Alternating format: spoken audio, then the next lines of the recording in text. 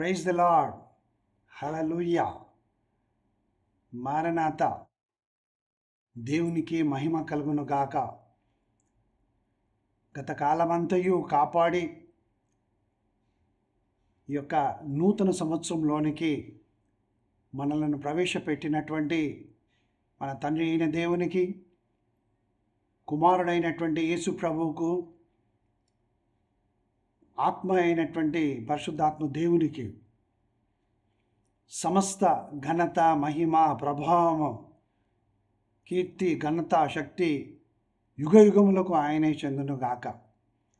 సర్వోన్నతమైన స్థలములలో దేవునికి మహిమయు, ఆయనకి ఇష్టలైన మనుషులకు భూమి మీద సమాధానం కలుగును గాక. Praise the lord. నా ప్రియమైనటువంటి సహోదర సహోదరులారా, ఈ నూతన సంవత్సరంలో ప్రభు మనతో కూడా ఉండి మనలను నడిపిస్తూ, ఇంతకుముందు మనల్ని ఏ విధంగానైతే దీవించి ఆశీర్వదించాడో అంతకంటే రెట్టింపు ఘనత, ఆశీర్వాదములు ఆత్మీయ జీవితంలో మన యొక్క అభివృద్ధి కలిగించి ముందుకు నడిపించును గాక. ప్రార్థించుకుందాం. ప్రేమగల తండ్రి, నీకు వందనాలు. మా హృదయములు సంతోషించు భాగ్యమును మాకు ఇచ్చావు. కష్టకాలంలో మాకు ఆశ్రయదుర్గమైనటువంటి దేవుడవు. మాకెన్ని బాధలు కలిగినా నీ యొద్దకి పరిగెత్తుకొని వచ్చాము. అనారోగ్యము, బలహీనతలు కలిగినప్పుడు నీవే మమ్మల్ని స్వస్థపరిచావు. కృంగినప్పుడు లేవనెత్తావు. పడిపోయినప్పుడు ఆదరించి మా గాయంలో కట్టుకట్టి మమ్మల్ని నడిపించావు. నీకు వందనాలు, స్తోత్రం. ముదిమి వచ్చు వరకు ఎత్తుకొని దేవుడు నీవే అని నీ కృతజ్ఞతాస్తుతులు చెల్లిస్తూ, నూతన సంవత్సరం వచ్చింది. మేము నూతన పరచబడిన అనుభవములో క్రీస్తును కలిగి జీవించి, క్రీస్తు కొరకు జీవిస్తూ, క్రీస్తు వలె జీవించుటకు నీ ఆత్మచేత మమ్మల్ని అభిషేకించి బలపరిచి నడిపించుమని యేసు నామమున ప్రార్థిస్తున్నాను తండ్రి. ఆమేన్. దేవుని ప్రియమైన ప్రజలారా, wish you happy new year అని మీకు అందరూ తెలియచేసి ఉండవచ్చును, గ్రీటింగ్స్ చెప్పి ఉండవచ్చును. ప్రభు మళ్ళీ నూతన సంవత్సరంలో మళ్ళీ మీ కుటుంబాలను దీవించి ఆశీర్వదించును గాక అని మనస్ఫూర్తిగా నేను ప్రభువును వేడుకొంచుంటున్నాను. ఈ దిన వర్తమానం కొరకు నేను ప్రభువా వాగ్దానము ఇమ్ము, ఏ వాక్యం చేత నేను మాట్లాడాలని అన్నప్పుడు, గత 2 సంవత్సరాలుగా న్యూ ఇయర్కి దేవుడు ఏ వాగ్దానమో నాకు చూపించలేదనేది సత్యం. ఎందుకు అనంటే, నా యొక్క రాకడ సమీపంగా ఉంది. ఈ యొక్క సంఘం ఎత్తబడుట ఏ క్షణమైనా జరగవచ్చు. కాబట్టి మీరు మెలకువగా ఉండి ప్రార్థన చేయుడి. మీ విడుదల సమీపించి ఉన్నదనేదే దేవుడు నాకు ఇచ్చినటువంటి ఆలోచన వాక్యంలో నుంచి. అపోస్తలుడైన పౌలు కొరింథీయులకు రాసినటువంటి 2వ పత్రిక 5వ అధ్యాయము 17వ వచనము మనం చదువుకుందాము. కాగా ఎవడైనను క్రీస్తు యేసునందున్న ఎడల వాడు నూతన సృష్టి, పాతవి గతించెను, ఇదిగో క్రొత్తవాయెను. My dear brothers and sisters in Christ Jesus, the world has to go. You have to leave the old habits, leave the old thoughts, let go, and let them not come back into you. Even if they come back, don't allow them. That's how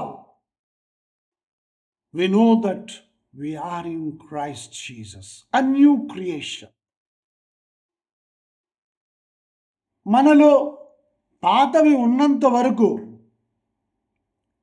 క్రొత్త వాటిని మనము పొందలేము, ధరించలేము. ఆ పాత వాటన్నిటినీ కూడా మనము వదిలిపెట్టాలి. వెళ్ళిపో అని ఆజ్ఞాపించాలి. వాటిని తీసివేయాలి. అప్పుడే సమస్తము క్రొత్తవవుతాయి. న్యూ ఇయర్ అని మనం చెప్పుకుంటున్నాం. What is new? ఏది క్రొత్తది? ఏమీ లేదు. న్యూ ఇయర్ అంటూ ఉన్నాం, నువ్వు చూడలేదు దానిని. ఆ సమయమును చెప్తున్నావు అంతే. మధ్యరాత్రి 12 గంటలకి న్యూ ఇయర్ వచ్చేసింది అంటాం. But what's new? దేవుడు ఏమంటున్నాడంటే, ఎవడైతే క్రీస్తు యేసునందు ఉంటాడో వాడు నూతన సృష్టి, a new creation. That's what God wants. అర్పణముగా మనము దేవునికి అర్పింపబడాలి అని అంటే, గుడ్డిదానినో కుంటిదానినో పనికిరాని వాటిని, లోపలంతా చెడిపోయిన వాటిని ఇస్తే దేవుడు తీసుకుంటాడా? లేదు కదా. క్రీస్తు యేసు రక్తము చేత కడగబడి విమోచింపబడి మన పాపములన్నింటినీ కూడా ఆయన మీద వేసి మన యొక్క దోషముల కొరకు, అపరాధముల కొరకు యేసుక్రీస్తు ప్రభువు శిక్ష అనుభవించాడని, మన దోష శిక్షను, అపరాధముల శిక్షను ఆయన భరించాడని మనము నమ్మి నూతన జీవితం జీవించడానికి మనం ఒప్పుకొని పరిశుద్ధాత్మ చేత నడిపించబడుచు, పరిశుద్ధపరచబడుచు, దేవుని వాక్యానుసారంగా జీవించడమే క్రీస్తు యేసునందు ఉండడం. అంతే. అందరూ లేస్తారు, అందరూ పరలోకానికి ఎత్తబడతారు. ర్యాప్చర్లో క్రైస్తవులందరూ ఎత్తబడతారు. ఈ దినమున ఒక మంచి అబద్ధం. ఎందుకంటే యేసు ప్రభు క్రైస్తవులందరినీ ఎక్కడా చెప్పలేదు. తన నామముందు విశ్వాసం ఉంచినటువంటి వారు ఉన్నారు, కానీ వారు క్రీస్తు యేసు ద్వారా రక్షింపబడిన వారే ఉండాలి. నమ్మేవాళ్ళు చాలామంది ఉన్నారు, రహస్యంగా నమ్మేవాళ్ళు చాలామంది ఉన్నారు. కానీ యేసును రక్షకునిగా అంగీకరించిన వారు కొద్దిమందియే. ఆయన వాక్యానుసారంగా జీవిస్తున్నటువంటి వారు చాలా కొద్దిమంది. కాబట్టి దేవుని ప్రియమైన ప్రజలారా, మనము ఈ భూమి మీద పవిత్రపరచబడి, పరిశుద్ధపరచబడి, దేవుని సన్నిధానములో మనము నిలువబడినట్లుగా ఆ యోగ్యత, ఆ అర్హత వాటిని కలిగజేసేది ఎవరంటే యేసుక్రీస్తు ప్రభువే. మనం ఆయనలో ఉండాలి. అంటే సృష్టికర్త అయినటువంటి దేవుడు, మన తండ్రి మనలను చూడడు. మనం క్రీస్తులో ఉన్నాము కాబట్టి కుమారుని చూస్తాడు నీలో నాలో. ఆయన పోలిక మనలో ఉంటుంది. గనుక మనము గత జీవితంలో ఇంతవరకు దేనినైతే మనము చేయకుండా ఉన్నామో, దేవుని కొరకు ఏ జీవితం అయితే జీవించడం లేదో, దానిని ఇప్పుడు చేయుటకు ప్రభు సహాయం మనం అడుగుదాం. బైబిల్ గ్రంథంలో మనము ఒక సత్యమును మనం ఈ దినమున పరిశీలించి చూద్దాం. అది ఎక్కడ అనంటే దినవృత్తాంతముల 2వ గ్రంథము. దినవృత్తాంతముల 2వ గ్రంథము 29వ అధ్యాయం, the second book of Chronicles, chapter 29 verses 5 to 7. దినవృత్తాంతముల 2వ గ్రంథము 29వ అధ్యాయము 5వ వచనం నుంచి 7వ వచనం వరకు గల దేవుని వాక్యమును మనం చదువుదాం. హిజ్కియా రాజుగా ఏలనారంభించినప్పుడు ఆయన చేసినటువంటి పని ఏమిటో మనం చూస్తున్నాం. ఆజ్ఞ ఇస్తున్నాడు, లేవీయులారా నా మాట ఆలకించుడి. ఇప్పుడు మిమ్మును మీరు ప్రతిష్ఠించుకొని మీ పితరులైన దేవుడైన యెహోవా మందిరమును ప్రతిష్ఠించి పరిశుద్ధ స్థలములో నుండి నిషిద్ధ వస్తువులన్నింటినీ బయటికి కొనిపోవుడి. ప్రైజ్ ద లార్డ్, హల్లెలూయా. దేవుని వాక్యము నీతో నాతో మాట్లాడుచూ ఉన్నాడు ఈ దినమున. ఏమిటి అని అంటే, పరిశుద్ధ స్థలములో నిషిద్ధమైన వాటన్నిటినీ తీసివేయాలి. ఎక్కడుంది పరిశుద్ధ స్థలము? నీ హృదయం. దేవాలయం ఎక్కడుంది? సిమెంటుతో, రాతితో, ఇటుకలతో శృంగారంగా కట్టబడినటువంటి దేవాలయం కాదు. దేవుడు మన ఎడలు చెప్పినటువంటిది. కొరింథీయులకు రాసిన మొదటి పత్రిక 3వ అధ్యాయం 16వ వచనంలోను 6వ అధ్యాయం 19వ వచనంలో మనం ఎప్పుడు చదవలేదా? మీరే ఆ దేవాలయమై ఉన్నారు, పరిశుద్ధాత్మకు నిలయమై ఉన్నారని యేసుప్రభు చెప్పలేదా? మనమే ఆ దేవాలయం. అవును, చేతితో కట్టబడినటువంటి దేవాలయం, పవిత్రపరచబడినటువంటి దేవాలయం మనమే, పరిశుద్ధపరచబడినటువంటి వారము మనమే.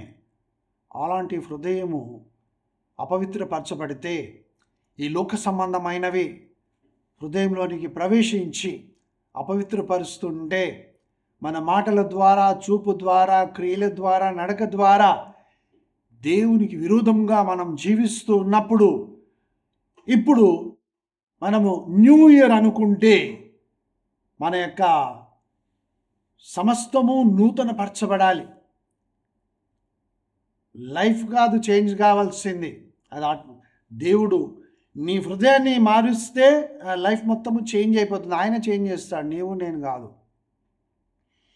అదేంటి బ్రదర్ అలా అంటే? అవును, జీవితాలను మార్చుకునేవారు ఈ లోకంలో యేసు ప్రభువును రక్షకునిగా అంగీకరించినటువంటి వాళ్ళు, ఆయనను దేవునిగా అంగీకరించినటువంటి వాళ్ళు, ఆయనను పూజించకుండా, ఆరాధించకుండా యేసును దేవుడు కాదనేటటువంటి వాళ్ళు కూడా జీవితాలను మార్చుకుంటున్నారు. ఎస్, మరి వారందరూ కూడా దేవుని యందు ఉన్నట్టేనా? యేసు ప్రభు చేసిన రక్షణ కార్యము, ఆయన అర్పణను బట్టి మనము పవిత్రపరచబడి విమోచనను పొంది ఉన్నాం. ఇదే సువార్త. గనుక నీవు పరిశుద్ధ స్థలములో నుండి నిషిద్ధమైన వాటన్నిటినీ బయటికి కొనిపోవుడే. ఇంకా రాజైన హిజ్కియా ఏం చెప్తున్నాడంటే, మన పితరులు ద్రోహులై మన దేవుడైన యెహోవా దృష్టికి చెడు నడతలు నడిచి ఆయనను విసర్జించి ఆయన నివాసమును పెడముఖం పెట్టుకొని దాని అలక్ష్యము చేసిరి. మందిరం ఉండే, కానీ తనకంటే ముందున్నటువంటి పూర్వీకులు, పితరులందరూ కూడా దేవునిని అలక్ష్యము చేశారు. నీవు ఆ విధంగా చేయకూడదని వాక్యం ఈ దినమున మనతో మాట్లాడుతున్నాడు. మరియు వారు మంటపము యొక్క ద్వారమును మూసివేసి దీపములను ఆర్పివేసి పరిశుద్ధ స్థలమందు ఇశ్రాయేలీయుల దేవునికి ధూపము వేయకయు దహన బలులను అర్పింపకయు ఉండిరి. ఇది ఇశ్రాయేలీయులు బ్రదర్. అవును, అది ఇశ్రాయేలీయులే. కానీ మనలో మనం పరీక్షించి చూసుకున్నప్పుడు ఈ శరీరం అనే దేవాలయములో అతి పరిశుద్ధ స్థలము నీ హృదయం. ఆ హృదయం అనే ద్వారమును నీవు మూసివేస్తావేమో. అనగా నరుని ఆత్మ యెహోవా పెట్టిన దీపము. దేవునిని విడిచి పాపమునకు పాపము సమకూర్చుకొనుచు ఈ లోకానుసారంగా జీవిస్తున్నటువంటి వారి దీపము ఆరిపోయింది, చీకటియే. వాక్యము చదవకుండా, ప్రార్థన చేయకుండా నీ యొక్క హృదయాన్ని మూసివేసుకున్నావు, నీ మనస్సును మూసివేసుకున్నావు, లోక సంబంధంగా జీవిస్తూ ఉన్నావేమో. గనుక వాటన్నిటినీ మూసివేసి దీపములను ఆర్పివేసి వారు దేవునిని విడిచిపెట్టారు. అలాంటి స్థితిలో మనము వేషధారి జీవితం జీవిస్తే ప్రభు సంతోషిస్తాడా? ఆయనకి ఇష్టమా? అందుకే 11వ వచనంలో ఏమంటున్నాడంటే, నా కుమారులారా, తనకు పరిచారకులయుండి ధూపము వేయుచుండుటకును తన సన్నిధిని నిలుచుటకును తనకు పరిచర్య చేయుటకును యెహోవా మేము ఏర్పరచుకొనెను గనుక మీరు అశ్రద్ధ చేయకుడి. దినవృత్తాంతంలో 2వ గ్రంథము 29వ అధ్యాయం 11వ వచనం. మీరు అశ్రద్ధ చేయకుడి. ధూపమనగా ప్రార్థన. ఆ తర్వాత పరిచర్య చేయడం అనగా వాక్యమును చదివి ఆ వాక్యానుసారంగా మనము జీవించడం. ఈ దినమున సంఘములలో, ఆ తర్వాత ఫెలోషిప్స్లో దేవుని సేవ ఎక్కడ జరుగుతుందో అక్కడ మేము సేవ చేస్తున్నాం అనుకొనుచు వాద్యములు వాయించేటటువంటి వారు బల్లల యొద్ద పరిచర్య చేస్తూ దేవుని యొక్క వాక్యమును చదువుటయందును, దేవుని వాక్యం ప్రకటించటయందును, ప్రార్థించటయందును, విజ్ఞాపన చేయటందును అశ్రద్ధ కలిగి ఉన్నారు. కాబట్టి ఈ దినమున వారికి దేవుడు అంటే నమ్మకము, విశ్వాసము లేకుండా పోతూ ఉన్నది. కష్టము రాగానే వారు దేవుని వైపునకు చూడడం లేదు, ప్రార్థించడం లేదు. చాలా బాధకరమైనటువంటి స్థితిలో ఈ దినమున ఆత్మీయ జీవితంలో పడిపోయినటువంటి వారు ఉన్నారు. ఏమంటే మేము దేవుని సేవ చేస్తున్నాం. ఏమిటా సేవ? బల్లల యొద్ద పరిచర్య చేయడం కాదు. ప్రార్థన యందు పట్టుదల కలిగి ఉండి వాక్యం ప్రకటించటలో, వాక్యం చదువుటలో అశ్రద్ధ చేయకుండా వాక్యానుసారంగా జీవించేటటువంటి వారు, ఇతరులను దేవుని యొద్దకు నడిపించేవారు, నిజమైనటువంటి పరిచర్య చేస్తున్నటువంటి వారు అశ్రద్ధ చేయకూడదని సెలవిస్తున్నది. ప్రతిష్ఠించుకో అంటే, ప్రతిష్ఠించడం అంటే దేవుని కొరకు నిన్ను నీవు ప్రత్యేకపరచుకోవడం. మచ్చ, డాగు, ముడత లేకుండా యేసు ప్రభు తన సంఘమును ఆయన పవిత్రపరుస్తూ ఉన్నాడు ఇప్పటికీ కూడా. ఇంకా ఎందుకు ఆయన రాకడ ఆలస్యం అవుతూ ఉన్నది? ఏ ఆత్మ నశించిపోకుండా అందరూ కూడా ఎత్తబడే సంఘము, ఆయన శరీరం అనే సంఘములో ఉండాలని ప్రభు చిత్తమైనది కనుక ఆయన మచ్చ, డాగు, ముడత లేకుండా సంఘమును పవిత్రపరుస్తూ ఉన్నాడు. అందుకే తను తాను అర్పించుకున్నాడు కదా. ఎవరు? నీవు నేనే కదా. ఎక్కడొక మచ్చ, ఎక్కడొక డాగు, ముడత ఉండకూడదు. ఆ మాట ఈ యొక్క ఇశ్రాయేలీయులకు బాగా తెలుసు.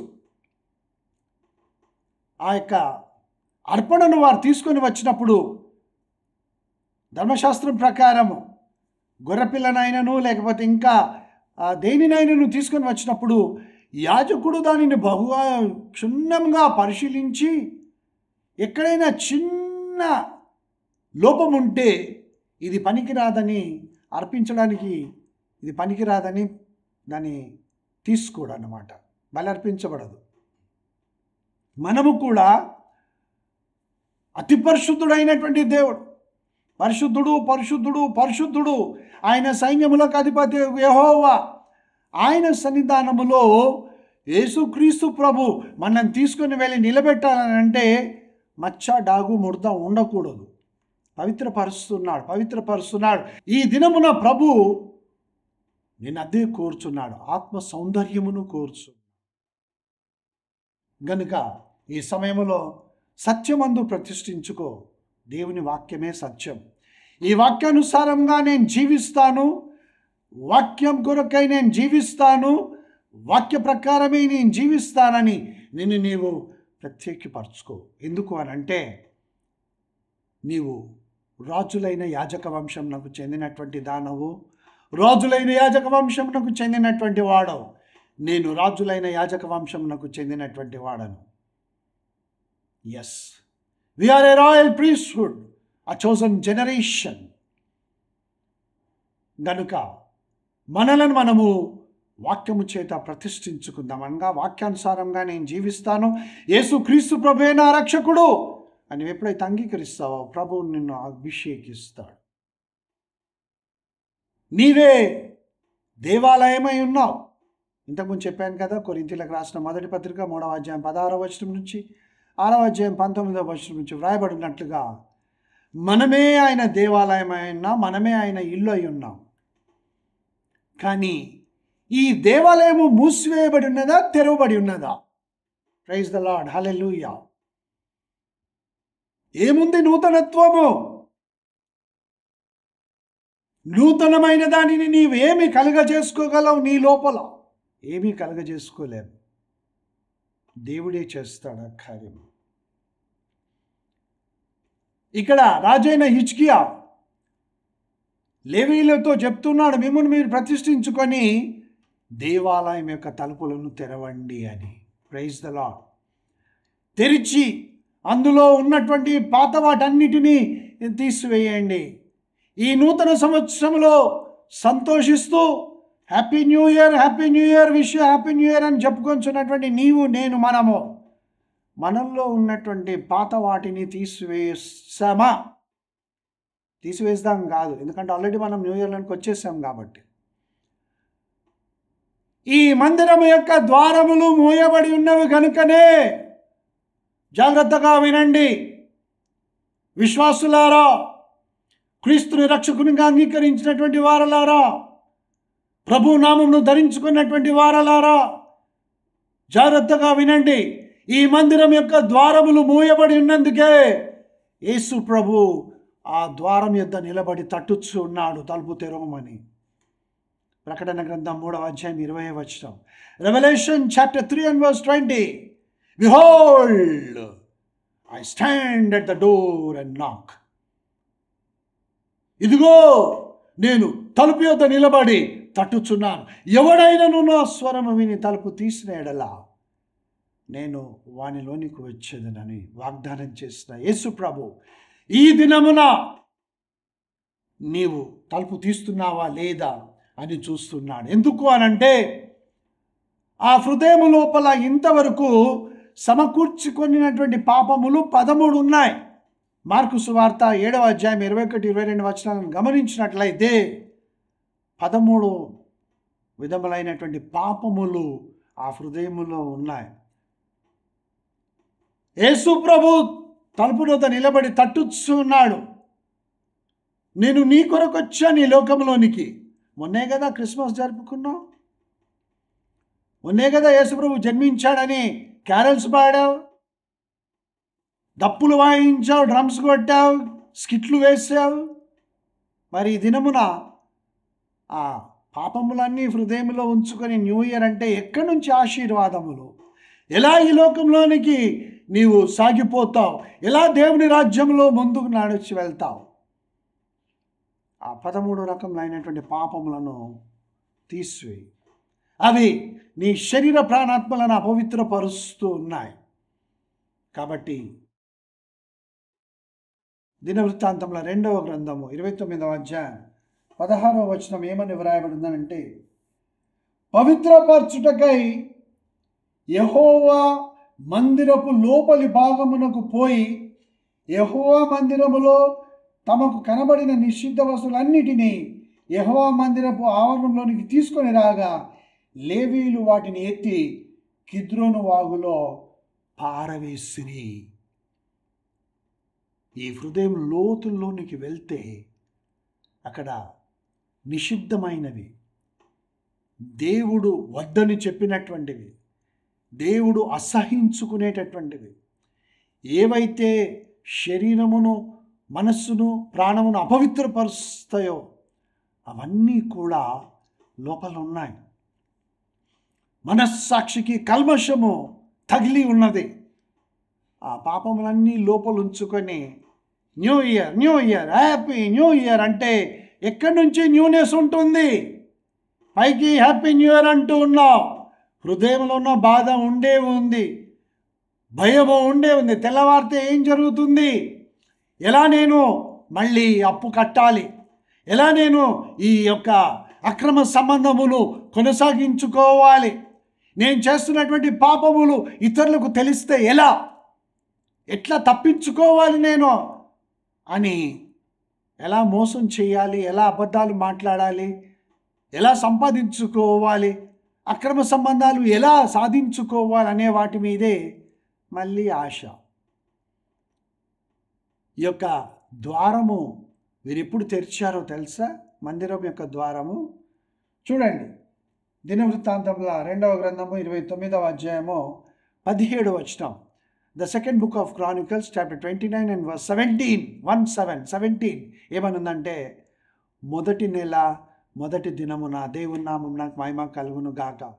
మొదటి నెల మొదటి దినం, మొదటి నెల మొదటి దినం. ఏం చేస్తారు వాళ్ళు? మొదటి నెల మొదటి దినమున ప్రతిష్ఠ చేయ ప్రారంభించి ఆ నెల 8వ దినమున యెహోవా మంటపమునకు వచ్చిరి.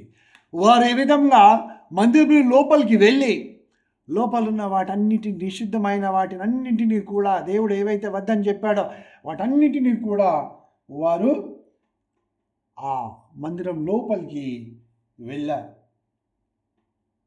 ఆ విధంగా సమస్త విధమైనటువంటి ఉపకరణములను వాటన్నిటినీ కూడా వారు మరలా ప్రతిష్ఠించారు. దేవుని ప్రియమైనటువంటి ప్రజలారా, దేవుడు మన నుంచి అదే కోరుచూ ఉన్నాడు. 2024 సంవత్సరంలో ఏవేవైతే హృదయంలోనికి వచ్చి చేరినవో, దేవునికి విరోధంగా చేసినటువంటి పాపములను, తప్పిదములను, అపరాధములను, దోషములను వీటన్నిటినీ మనం ఒప్పుకొని విడిచిపెట్టాలి. హృదయంలో ఉన్నటువంటి అపవిత్రపరుస్తున్నటువంటి పాపములన్నిటినీ కూడా తీసివేసి మనలను మనము దేవుని కొరకు మరలా ప్రతిష్ఠించుకోవాలి.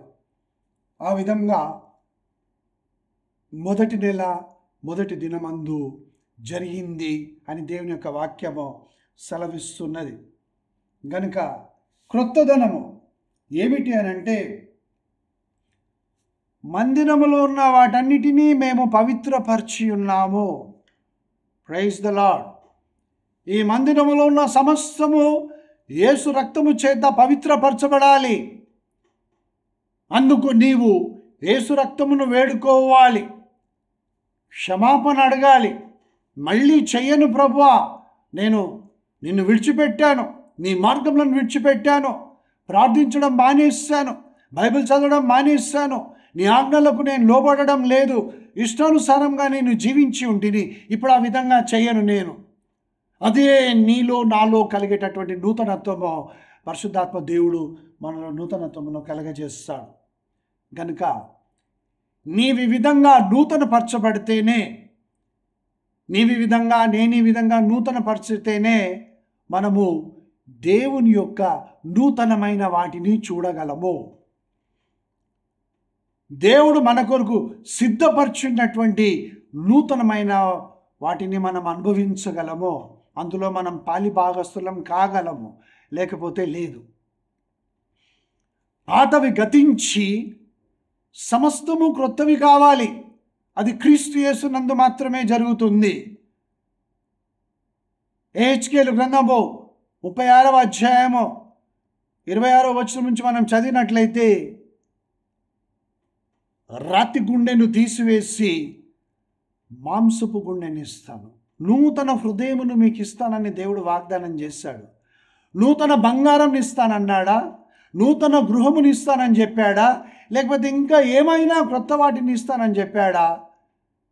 నీకు, నాకు, మనందరికీ నూతన హృదయం ఇస్తానన్నదే ఆయన యొక్క వాక్యం. ఎందుకు అనంటే, ఆ వాగ్దానం ఎందుకు ఇచ్చాడనంటే, నూతన హృదయమును నేను కలిగి ఉంటే, దేవుడు నాలో నూతన హృదయం కలిగి చేయమని నేను ఆయనను అడిగినప్పుడు, నేను నూతన హృదయమును కలిగి ఉంటే ఆయన ఆజ్ఞలను అనుసరించువానిగాను, ఆయన విధులను కట్టడలను గైకొని వాటిని చేయువానిగా నేను ఉంటాను.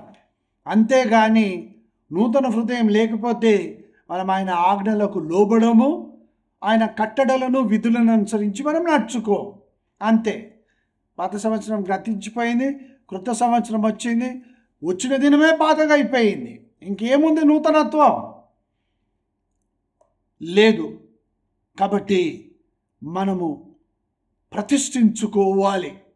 అనగా మన పాపములను ఒప్పుకొని విడిచిపెట్టి పశ్చాత్తాపపడి యేసుక్రీస్తు ప్రభు నా రక్షకుడు, Jesus is my redeemer, is my saviour, he paid the price for me on the cross, I confess all my sins, I turn to God, I leave these worldly things, all these bad habits, I leave them by the power of the Holy Spirit. God, I will not go back into that old way of life. When you take a decision and ask Jesus to forgive you, cleanse you with his precious blood, he is blessing you now. He is making you a new creation. You are sanctified by the word of God. నీవు అభిషేకించబడి ఉన్నావు, ప్రతిష్ఠింపబడి ఉన్నావు, వాక్యము చేత పవిత్రపరచబడి ఉన్నావు. ఆత్మయే జీవింపచేయునది, శరీరము నిష్ప్రయోజనము. ఈ నా మాటలు ఆత్మయు జీవమునై ఉన్నవి. దేవుని ఆత్మ చేత నీవు జీవమై ఉన్నావు. ఇప్పుడు నూతన సృష్టి అని అంటే నిత్య జీవమును నీవు కలిగి ఉన్నావు. Eternal life, it's a gift of God. అప్పుడు ఏం చూస్తావు నీవు? What do you see? ఏం చూస్తావు? నీ ఎదురుగా ఉన్నటువంటి అప్పుల బాధ కాదు, నీ కుటుంబంలో ఉన్నటువంటి సమస్యలు కాదు, నీ సంఘములో నీకు జరుగుతున్నటువంటి అన్యాయము పోరాటము కాదు, నీ ఉద్యోగంలో నీకు వచ్చినటువంటి బాధ వేదన కాదు. అపోస్తలుడైనటువంటి యోహాను వలె నీవు నేను మనం ఏం చూడాలని దేవుడు ఆశపడుతున్నాడనంటే, the book of Revelation chapter 21 and verse 1, ప్రకటన గ్రంథము 21వ అధ్యాయము 1వ వచనం. అంతటా నేను క్రొత్త ఆకాశమును క్రొత్త భూమిని చూచి తిని, దేవుని నామం నాకు మహిమ కలుగును గాక. వినగలిగే చెవులు, గ్రహించే మనస్సు ప్రభు మనకి ఇచ్చి ఉన్నాడు. క్రొత్త ఆకాశము క్రొత్త భూమి ఆయన ఆల్రెడీ వాటిని సృష్టించి ఉంచాడు. అందులోనికి ఎవరు వెళ్తారు? మొదటి ఆకాశము మొదటి భూమియు గతించిపోయేను, సముద్రము ఇకను లేదు. కాబట్టి ఈ పాతవన్నీ గతించిపోయిన తర్వాత చూసేది కాదు, ఇప్పుడే ఆయన చూపిస్తూ ఉన్నాడు. నూతన ఆకాశము నూతన భూమి, నూతన హృదయము పొందినటువంటి వారికి మాత్రమే, నూతన జీవితము జీవించేటటువంటి వారికి మాత్రమే, ఆ నూతనత్వము క్రీస్తు యేసును కలిగి ఉన్నప్పుడు, క్రీస్తు యేసు లోపల నీవు నేనున్నప్పుడు కలిగి ఉన్నప్పుడు మాత్రమే. కాబట్టి పాత వాటికి నీ జీవితంలో నీ హృదయంలో స్థానం ఇవ్వకుండా, క్రొత్తవి నాకు కావాలి ప్రభువా, నీ బలవంతం కాదు, మీరేమీ కూడా నేనేదో తీర్పు తీరుస్తున్నానని బలవంత పెడుతున్నానని మీరు అనుకోదని మీ ఇష్టం. జీవితం మార్చబడాలంటే బలవంతం చేయొచ్చు.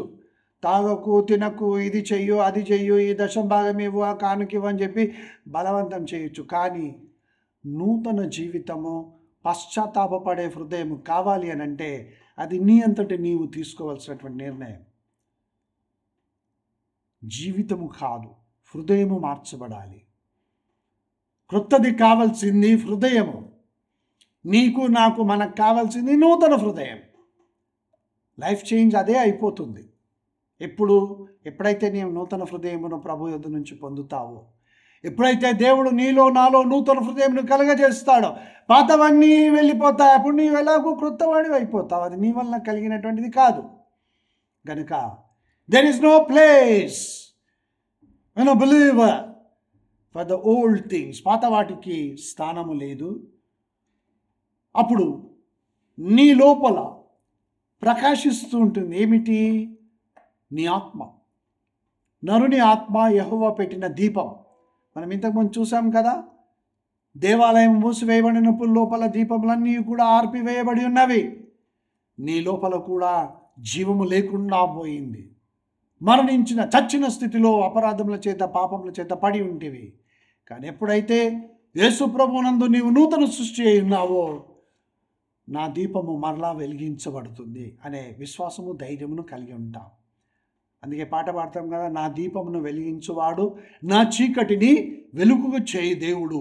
ఈ దినమున ఆయన నీ దగ్గరికి వచ్చాడు, నీ హృదయం అనే తలుపును తట్టుచూ ఉన్నాడు. What do you want to be made new అని దేవుడు అడిగితే, నా హృదయాన్ని నూతనపరచు ప్రభువా అని అడిగే స్థితిలో నేను ఉండాలి, నీవు ఉండాలి. ప్రభు ఈ విధంగా మనకు నూతన హృదయమును ఇచ్చి సమస్తమును నూతనపరిచి ఆశీర్వదించి మనలను నడిపించునుగాక. తలలు వంచి ప్రార్థించుకుందాం. ప్రభా, సమస్త సృష్టిని నీవు మాకిచ్చావు, అన్ని మంచి వాటిని ఇచ్చావు. కానీ మానవుడు పాపం చేసి వాటన్నిటినీ అపవిత్రపరిచాడు. అన్నీ అపవిత్రమైపోయాయి, పాపంతో నిండిపోయాయి. మళ్ళీ తండ్రి అయిన దేవా, నీ కుమారుడు మా రక్షకుడైన యేసుక్రీస్తు ద్వారా పడిపోయిన మానవుణ్ణి క్షమించి నీతో సమాధానపరచుకోవాలని నీ యొక్క చిత్తమైనది కనుక నీ కుమారుని ద్వారా మమ్మల్ని మరలా నీవు చేర్చుకొంచున్నందులకై వందనాలు. ప్రతి హృదయాన్ని నూతనపరచండి. వీరి జీవితంలో, మా జీవితంలో మార్పు కావాలని కోరుకునేటటువంటి ప్రతి ఒక్కరిలో మార్పును తీసుకొని రమ్మని ప్రార్థిస్తున్నాను. నూతనపరచండి, వీరి ప్రతి అవసరతను తీర్చండి. గత సంవత్సరం ఏదైతే వీరి జీవితాల్లో జరగలేదో ఇప్పుడే అది నీవు జరిపించు దేవుడు అని కృతజ్ఞతాస్తుతులు చెల్లిస్తుంటున్నాను. వివాహం కానటువంటి వారికి వివాహం జరిపించే దేవుడవు నీవే. కృంగిపోయిన వారిని లేవనెత్తే దేవుడవు నీవే. ప్రభా, పాపములు కూరుకుపోయినటువంటి వారిని లేవనెత్తి క్రీస్తనే బండ మీద నిలబెట్టే దేవుడవు నీవే.